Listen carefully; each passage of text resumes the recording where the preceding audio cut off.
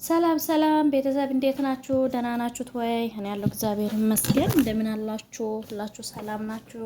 የሮማና ቻናል ተከታዮች በሙሉ ላይክ፣ ሼር፣ ሰብስክራይብ ማድረጋችሁን አትርሱ።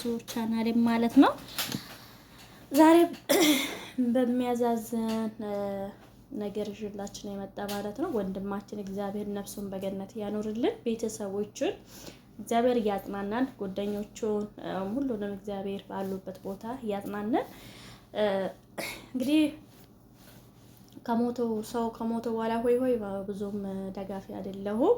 ሰው ልጅ ሲኖረን ጊዜ ስንደጋገፍ ነው እንጂ ስላለን ጊዜ አይዞሽ አይዞክ መባባል ነው ደስ የሚለኝ ማለት ነው። እና ሚዲያቺ አዱንያ እንግዲህ ዓለም ብዙም አንቆይም፣ የኛም ጊዜ አለው። ግን መቼ ልዩነቱ ቀንና እድሜያችን ልዩነት ይኖር አላት እንጂ አንድን ሞት ማለት ነው። እና ወንድማችን እንግዲህ እታከማል እየተባለ ነበረ። እንግዲህ አሁን በደንብ እንድታከም ተብሎ ነበረ። ያው ሳይታከም እንግዲህ በኢማሙ ምክንያት በሽታው በተነሳበት ምክንያት አንዳንድ ጊዜ በሽታችን የሚመጣ ምክንያት ሊያደርግ ይችላል እና ገና ይተወኛል ይሻለኛል እያለኝ ባትቆዩና ብትታከሙ ጥሩ ነው ማለት ነው። እና ከውፍረትም የሚመጣ ነገሮችንም ሄዳችሁ ምስተካከል ነገሮቹ ካለ ተፈጥሮዬ ነው ምናምን ሳይሆን ማለት ነው። ውፍረት አንዳንድ ሰዎች ውፍረት ተፈጥሮ እንዲሁ ከቤተሰብ የሚመጣም ሊሆን ይችላል እና ያን ነገሮቹን ግን ሄዳችሁ ቼክ ተደራረጉ ማለት ነው። የሚወሰድ መድኃኒት ካለ መድኃኒታችሁን በአግባብ መውሰድ አለባችሁ። ከንዴት ነገር ከብስጭት ነገሮች የሚመጣ ነገሮች ከነዛ ብስጭት ነገሮችን መቆጠብ አለብን ብዬ ነው ማለት ነው። እና ሰው እንግዲህ እንደሚያወራው ወንድማችን ያው እንደታመመና ኦፕሬሽን ተደርጎ እንትና እንደተባለም ነው። ያ ነገሮቹ እንግዲህ ምክንያት ሊሆን ይችላል። አንዳንድ ጊዜ ህይወት ሊያልፍ ሲል ምክንያት ነገር ይሆናል ማለት ነው። እና ወንድማችን አይታችሁ ካሁን ቤቱ ላይ እኔ በጣም ተከታታዩ ነኝ። በጣም ነው የማየው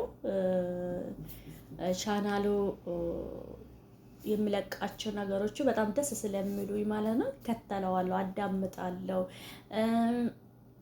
ጊዜ ለሰው ልጅ ሰውን አንዳንድ ዝም ብሎ ሆነ እንትና የሚሉ ምርጥበት ጊዜ እሱ ቤት ገብታችሁ ብትማሩ የእውነት በጣም በስነ ስርዓት ትምህርትን የሚያስተምረው እውቀትን የሚሰጥ ልጅ ነው። በጣም ነበር የሚያስተምረውና ህይወትን ልጆቻችን በአሁኑ እንደዚህ የሚሆኑትን ነገር እንደዚህ እንዳይሆኑ የምናደርጋቸውን ነገሮችን መስፈርቶችን ነገሮችን የሚያስተምረን እውቀትን እንድንገነብ የሚያደርገን ልጅ ነበረ። በእውነት በጣም ያማል።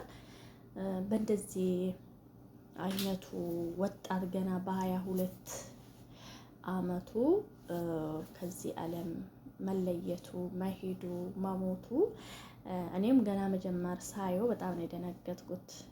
እውነት ነው የምነግራቸው እና እንደዚህ ልጅ አሁን ይሄ ልጅ ቃል መጠየቅ ቢደረግለት እማሙን ብናገረው የሆነ አግዘን የምታከምበት ሊሆን ይችል ነበረ እና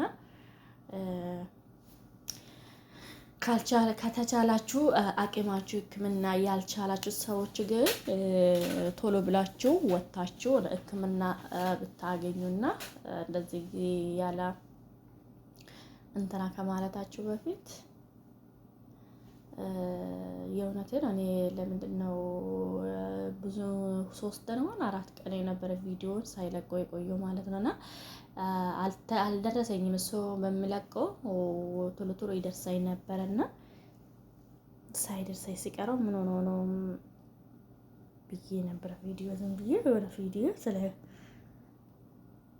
ህይወት ታሪክ የሚያስተምረውን አይቻለሁና ሁላችሁም ነፍስ ይማር በሉ ማለት ነው። ወንድማችን እንግዲህ ባላችሁ ተዋደዱ ተዋደዱ፣ ተፈቃቀሩ፣ ተከባበሩ፣ ተረዳዱ፣ እኔ ያለሁልሽ፣ እኔ ያለሁልክ ተባባሉ እላችኋለሁ። ባለንበት ቦታ ፈጣሪ ይጠብቀን፣ ሰላምን ያምጣልን ሁላችንም ማለት ነው። በየሀገርም በየውጭም ባላችሁ በሆስፒታል ውስጥም ባላችሁ እግዚአብሔር ይማራችሁ፣ ይፈውሳችሁ። ለሞቱም ደግሞ እግዚአብሔር ነፍሳቸውን በገነት ያኑርልን።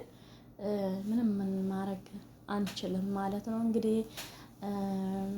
ኢማም ሸክላንንና ኢማም አንችልም። ሰው ልጅ በምክንያት ነው ሰው ልጅ የሚሄደው ማለት ነው። ምክንያት ሳይኖረው አይሄድም ማለት ነው። ሰው እንግዲህ በእንደዚህ ምክንያት ተደርጎ ሞት አለ ማለት ነው። እና በጣም የሚያዛዝናል።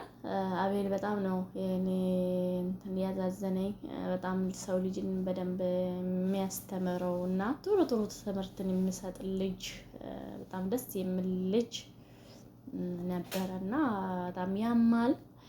የሆነም ሆኖም እንግዲህ እግዚአብሔር ወስዶታል፣ እግዚአብሔር ጠርቶታል ማለት ነው። በአሁኑ ጊዜ ደግሞ ውፍረት ጋር የተያያዘ ነገር ስለሆነ የሚሉት ሕክምና ሄዳችሁ ቼክ ተደራረጉ፣ በያላችሁበት ስፖርት ስሩ፣ ወዘታ ወዘቶቹን አስወግዱ። ሰውነታችሁ ውስጥ ካለው ነገሮችም እንዳተ ጤንነታችሁን ወይም ጉበት በሽታን እየተባለ ነው እያሉ በምክንያት እንዳይሆን እናንተም በተለዩ ወፍራም የሆናችሁ ሰውነታችሁ ዝም ብሎ የሚጨምረው ከዘር ነው፣ ከዘመድ ነው፣ ከምናምን ነው፣ ከእናቴ ነው፣ ተፈጥሮዬ ነው፣ በልጅነት ነው የሚባል ነገሮችን እነሱም በሕክምና የምስተካከል ነገር ከሆነ በሕክምናቸውን እያስተካከላቸው አድርጉ። ሰውነታቸው በየቤት ግዴታ ጂም ቤት መሄድ ያስፈልጋቸው። ሰውነታቸው ከኪሎ ከ60-70 በላይ ከሆነ ወንዶቹም 80 ይበቃቸዋል። 80 ኪሎ እና 70 ኪሎ ይበቃቸዋል። ስፖርታችሁን ስሩ እላችኋለሁ። ቦርጩ ምናምንን እየተጠራቀመ ነገሮችን ማስወገድ ሞክሩ። አቃጥሉት ማለት ነው። ምሳ የበላችሁ ከሰዓት እንደዛ አድርጉም ነው የምላችሁ ማለት ነው። ሁላችሁም እግዚአብሔር ወንድሜ እግዚአብሔር ነፍስህን በገነት ያኖርልን። ባለበት እንግዲህ እናትን፣ አባቶች፣ ቤተሰቦችን እግዚአብሔር ነፍሳቸው እግዚአብሔር ያጽናናልን።